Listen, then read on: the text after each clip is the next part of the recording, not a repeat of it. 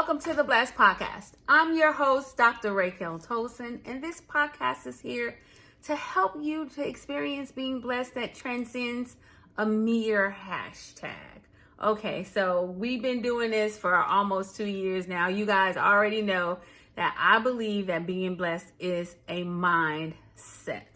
So, with that, every week I usually interview somebody, but this week I'm not interviewing anyone. I am going to just talk about what Christmas means to me and just some things about Christmas.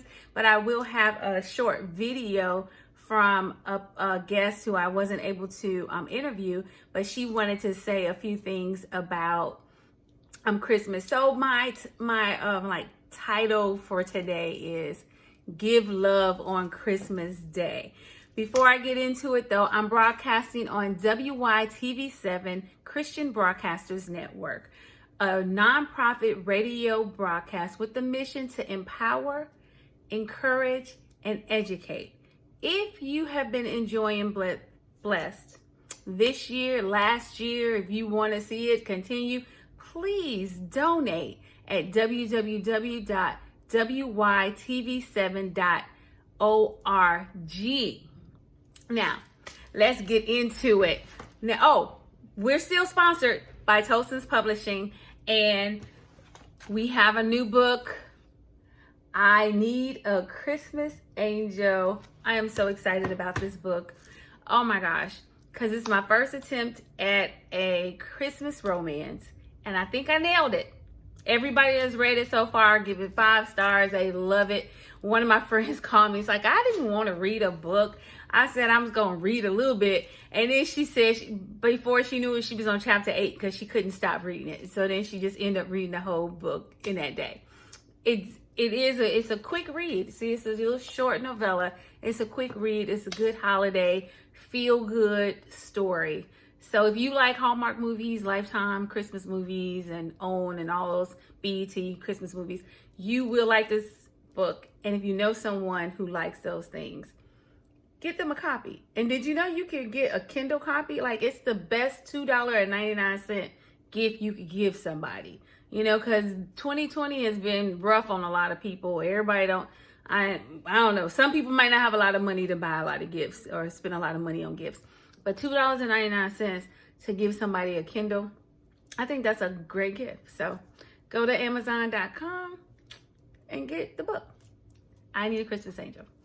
All right, so let's talk about giving love on Christmas Day, because that's I like that song. It's one of my favorite songs. But of course, my all-time favorite Christmas song is Donny Hathaway's This Christmas. Hands down, it's not Christmas until I hear that song. Now, I have a whole lot of other, I listen to Christmas music all the time. Nonstop. I love Christmas music. Donny Hathaway, This Christmas is my all-time favorite. It was also my Aunt Brienne's, who passed in July. That was her favorite song. When we heard that, we caught, it's Christmas. We done heard our song. Shake a hand, shake a hand, shake a hand. It was awesome. Anywho, so let's talk about giving love on Christmas Day, because, well, let me back up.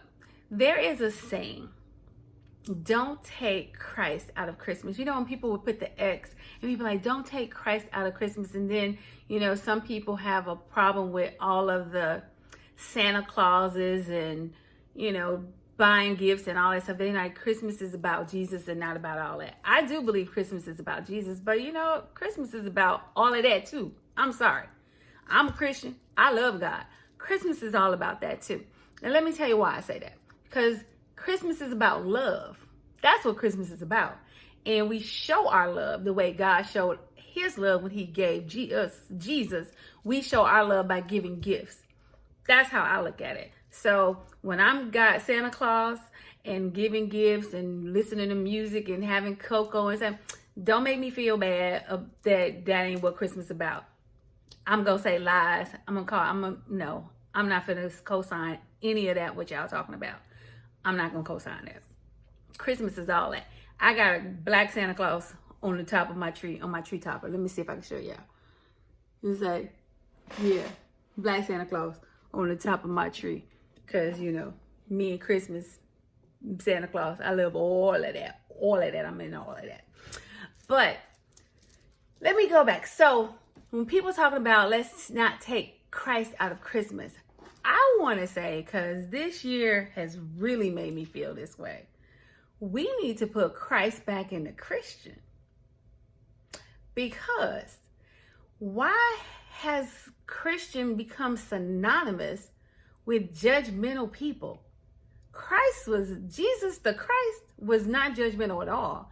So when did being a Christian become synonymous with being judgmental and having all of these rules? And that is not what Jesus was about. So like I always used to say, I'm not a, preacher, prophet, Bible scholar, none of that. But what I am, I read the Bible. And I also pray, and I also have wisdom because God is inside of me. And so he be telling me things. So or she, Father, Mother, God, be telling me stuff. So just hear me out. Y'all can say what y'all want to say. Send messages. I would love to hear from you, to hear what you have to say about the matter. But since it's my show, I get to tell y'all what I feel about the matter.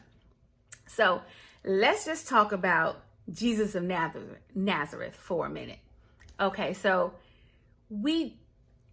all right, this finna really be hard because I know I'm gonna get a whole lot of messages from people.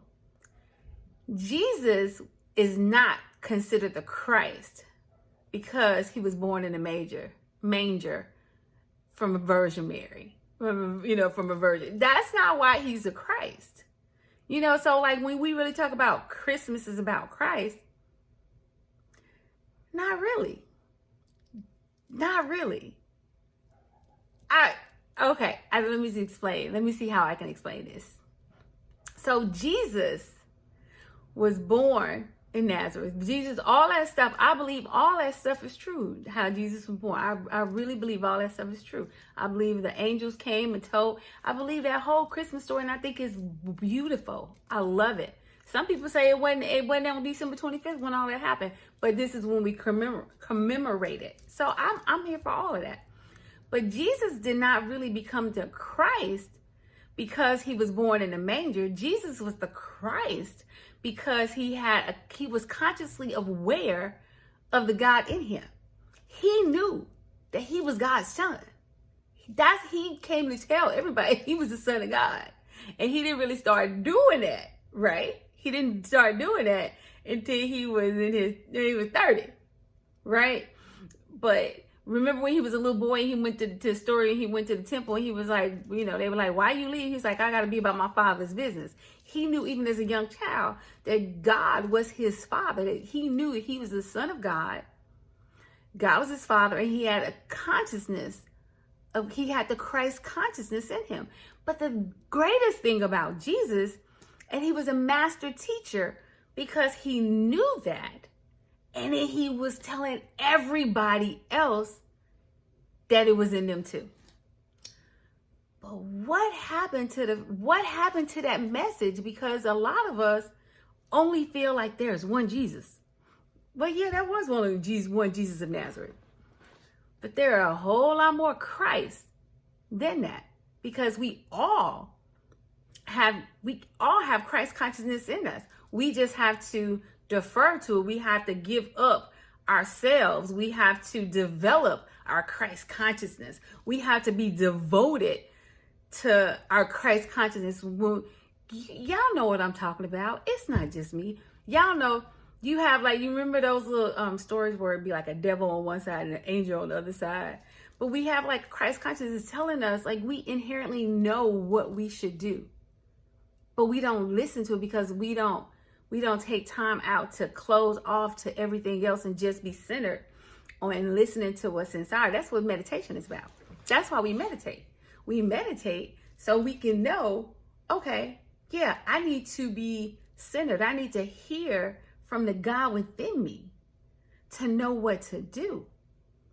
I need to not be focused on what I feel, what I want, and be focused on what Christ consciousness is. And I'm not saying that most of us probably never gonna get to the level that Jesus got. Cause I mean, come on now. We got a whole lot of stuff that Jesus didn't have. Let me just be real. Jesus didn't have access to some of the stuff that we got access to. So it make it a little bit harder to, really do that. But we have it. And that's why Jesus came and he taught everybody that we are children of God, just like him. He's like, I'm not only child, we're children of God.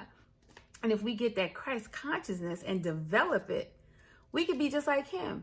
We could be healing. We could be walking on water. We could be doing all that stuff. He said it. He said it. He taught us that. He taught us that. So when I think of Christmas, if I'm talking about Christ, if I'm talking about Jesus and Christmas, or just Jesus, period, let me say, his branding, Jesus branded himself very well. That's why his ministry has gone on way past since he, was alive. His branding was all about love. Jesus love, Jesus is love, Jesus love. That was what he was all about. So when we think about, also we're saying Christmas is about Christ, about Jesus to Christ, then we're talking about Christmas is about love. When we talking about Christians are followers of Jesus of Christ. Christians are followers of love. So it's just, I like love. Give love on Christmas Day. We gotta be about love. We gotta lead with love. Everything should be about love. You cannot call yourself a Christian and not love people. Oh, and let me just back up, because Jesus was, he had haters. So them Sadducees and the Pharisees, they hated on him. And then one of the Pharisees, I think it was like in Matthew, it was like, Jesus, what's the greatest commandment? And Jesus was like, well, this is how I imagine Jesus said it. He said, well, the greatest commandment is to love God with all your heart, with all your soul, with all your mind. And the second one is like unto that one, love your neighbor as you love yourself. Now, they was like, wait a minute, what about the thou shalt not this and thou shalt not that and this and that? And what he talking about? And he was like, He said, on this, hang all that law you talking about, hang all that on this right here. It's on love. So when you being judgmental about somebody who is who done stole something, but hang that on love. And so then instead of teaching your children you shouldn't steal, teach your children love God, love themselves, and then love their neighbors. You see what I'm saying? Because if I love you, why I'm finna steal from you? I ain't got to teach my child not to steal. I got to teach my child to love me. My child will never go in my purse and steal nothing. Not because I told him he should not steal, but because he loves me. I've taught him how to love me. That's why he won't steal from me. I mean, and let's think about adultery. I shouldn't have to tell no man not to go sleep with somebody else. I just need him to love me. He shouldn't go sleep with nobody else if he loves me. You see what I'm saying? So it's not even about those laws. Jesus like, look, it's all about love. And I just feel like we have gotten so far away from love. I don't know. Maybe it's just me. I just feel like some people don't even want to call themselves Christians. They like, well, I'm not religious, I'm spiritual. They saying that because religious people have gotten a bad rap. Religious people are like the ones that was like back in the day, the religious people was the one that was hanging black folk, lynching them. Those was religious folk. Oh, wait. Religious folk killed Jesus. You feel it? That's why people like, yeah, I don't want to be, linked in with religious folk. I just want to be spiritual. I'm here to say we need to take Christian back. We need to take Christianity back for all us spiritual folk that's not judgmental, that's loving and just trying to, show God, to shine our lights around. We need to take it back. We don't need to let them have it. No, we don't need to let them have it. It's ours. We gonna put Christ back in the Christian. I'm just saying, that's just where I am. I want to put Christ back into Christian. I want to put love back into Christianity. And I hope it's some people out there just with me that's like on that whole wavelength. Like, I'm not here to make anybody feel bad about how they living. I just want people to feel loved. I just want people to feel loved. I mean, the God in them is screaming out that you know, like, hey, you're loved, but the world is screaming louder that you are no good, you're not good enough. You are, I mean, black folk out here trying to get people just to say that they matter. Not to say I'm worthy of love, but just to say we matter, people. And people mad about that. I'm like, forget that. I'm black. I'm worthy of love. I don't just matter. I'm worthy of love. I'm worthy of everything that you think you should have. I should get it too, because I'm worthy. I'm loved. I'm a child of God. The Spirit of God lives within me, breathes within me, all of that. And I'm more than matter. I'm so worthy of everything. I mean, I know it probably sounds like I'm rambling, but I just we at the end of 2020, and 2020 was a rough year. 2020 was kind of rough. I mean, I personally had loss, but then, I mean, as COVID-19, it took out a couple of people that I know also. And just, when I was looking at just even the numbers of COVID, it just made me sad, because the majority of people that are contracting COVID are between 18 and 49. But the majority of people that are dying from it are over 65. They aren't contracting it like that, but they're dying. And it's like, where they getting it? How they getting it? And it's like their loved ones coming over, just trying to love on them, and they giving it to them. And it's just so, it just hurts me so bad. It just hurts me so bad. So I am praying. I'm sure everybody out there praying that we can end this, because it's just so very sad. And then all the George Floyd and just all the racial injustice and the uprising. I mean, it's just it's been a lot. And, you know, being quarantined, you can't go to church, you can't go, you know, have family gatherings, you can't go to, you know, do all this stuff. I couldn't go to Mexico on my trip. I haven't been to Hawaii all year. I know that probably sound like kind of elitist. I love going to Hawaii, and I didn't get to go because Hawaii was like, no, you can't come. They wouldn't let people come over there for real unless you had enough time to stay over there for a long time. But yeah, it's just been a lot. But there's also been some good things that happened in 2020. I think there's been some positive things. You know, I think I said it before, but I'm going to say it again. It's in here. I'm just glad people remembered that it was important to wash their hands. That was huge for me. And then the cleaning of the subways, the cleaning of the stores. So you see the stores like really cleaning the baskets and stuff. It seemed like we should have been doing that anyway. But 2020 made us remember that we needed to be more cleanly. And so I'm all for that. I was happy about that. What are the other things? I live all the way in LA, and my sisters are in East St. Louis. You know, most of my family are away from me.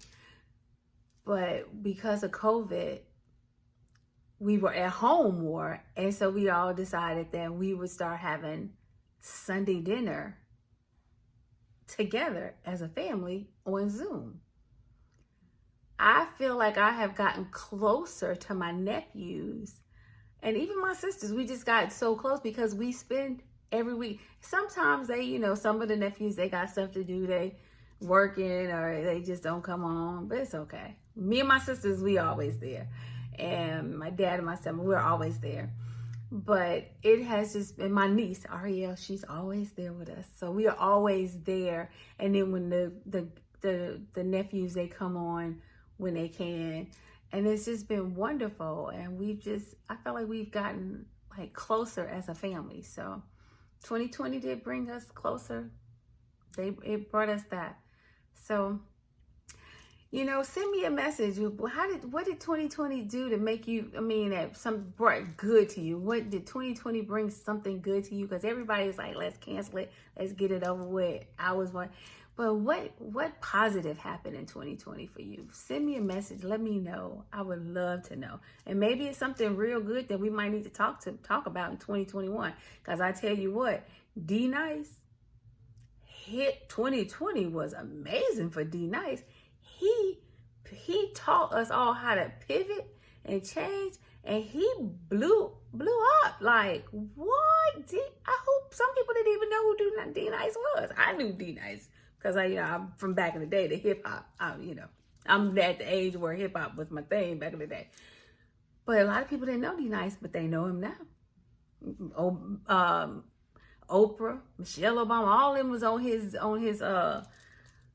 Instagram listening to his sets at night. It was amazing, and he's still going. He got all kind of endorsements. So 2020 wasn't all bad for everybody. So we have some things that we can learn from 2020. So y'all let me know, and if it's something real good, I will definitely maybe bring you on a show in 2021. I'm gonna play the video of my guest. I told her it was all about giving love, but she's like, there are people who holidays may be a lot rougher for some people that are experiencing domestic violence. And so I'm gonna end with her video. And if you know anybody, if you are struggling with domestic violence, or if you know anybody, please, the hotline, she's gonna give you the hotline, or call 911 if you need to get out. And just as we're reaching out to people, telling them happy holidays and everything, let's really see let's try to look and see, and just really make sure that they feel the love from us, so they can feel the love enough to get out of that situation. Anyway, happy holidays. I hope y'all like my little and my little background, my Christmas tree and all that stuff. Happy holidays. I love you guys. Thank you for listening and watching the videos. And I will be back. We are going to take, I think, a 3-week break. So I will be back the second week in January. Happy holidays.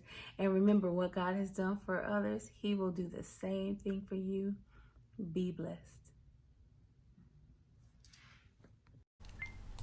Hi, I'm Karen Jane Casey, and today I would like to bring you some words of encouragement.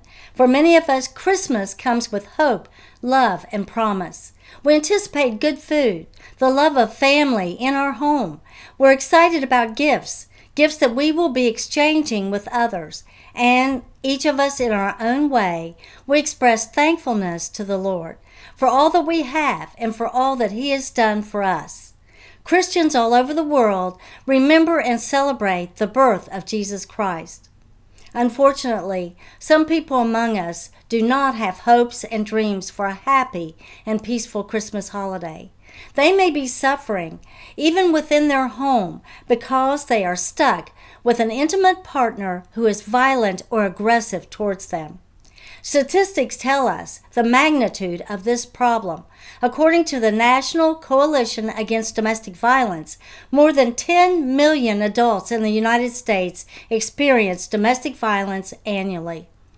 Look around you at your friends, your neighbors, your relatives. Are any of them suffering from domestic violence? 1 in 4 women, 1 in 10 men do experience some type of domestic violence. If you are in a domestic violence situation now, if it's an emergency, dial 911. The National Domestic Violence Hotline number is 1-800-799-7233. SAFE. Domestic violence. Do I know what I'm talking about? And more importantly, do I have a message of hope and for healing to share with you? Yes, I do. Well, much of my life has been spent in abuse, child abuse, domestic violence, and abuse by toxic people. I am grateful that I survived life-threatening experiences.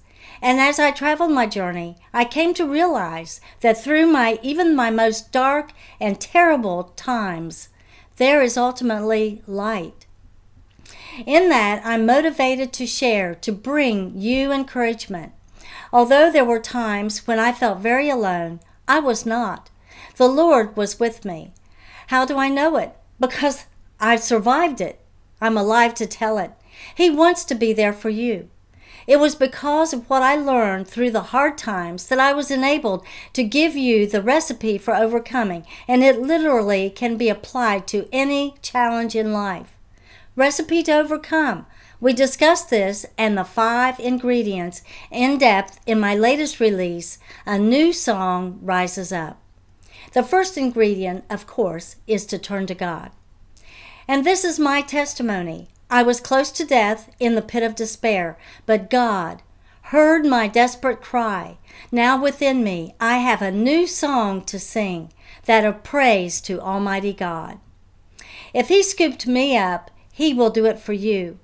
What I want for every person is positive, redemptive change. Regardless of the situation that you may be experiencing, there is every reason for hope, for healing, and for a good future. My desire is for you to discover your secret for inner peace and joy. I am Karen Jane Casey, author, speaker, podcaster, domestic violence advocate, and ambassador for Christ. My website is KarenJaneCasey.com. That's CarenJaneCasey. When you go to my website, you will find information of my new release, A New Song Rises Up, and a study guide. They can be purchased at my website. For all of you, I wish you to give your love and have a Merry Christmas.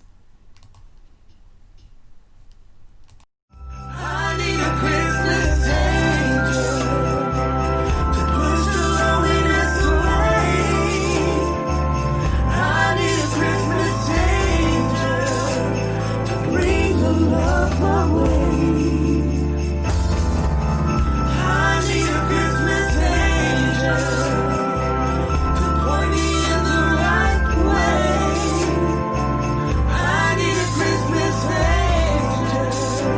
Oh, please, this year on Christmas Day.